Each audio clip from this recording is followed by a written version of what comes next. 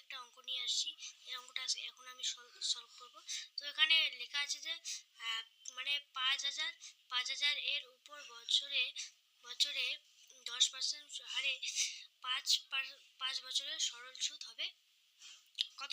এখানে এক নম্বর অপশনে দেওয়া আছে 250 আর টাকা, আর বি নম্বরে দেওয়া আছে 2000, আর সি নম্বর দেওয়া আছে 2500, আর ডি নম্বরে আছে 2800। বন্ধুরা দেখো, তাহলে এখানে হচ্ছে মানে কোন অপশনটা হবে, এখানে আমাদেরকে অঙ্কটা সলভ করে দিতে হবে।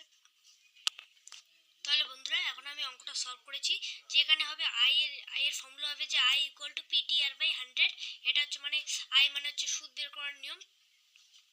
তো এখানে যেগুলো আছে যে 500 টাকা হচ্ছে পি মানে হচ্ছে মানে সুদ আসল, আর হচ্ছে 10% মানে হচ্ছে আর মানে সুদের হার, আর হচ্ছে এখানে হচ্ছে 5 বছর মানে টাইম মানে 5 বছর এখানে।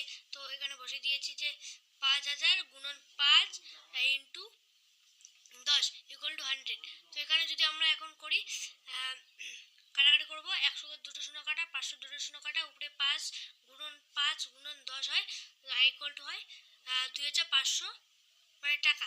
তো অ্যাকচুয়ালি আমাদের অপশন হবে সি নাম্বার হবে। তাহলে এখন এইটা অ্যান্সার হবে সি নাম্বার।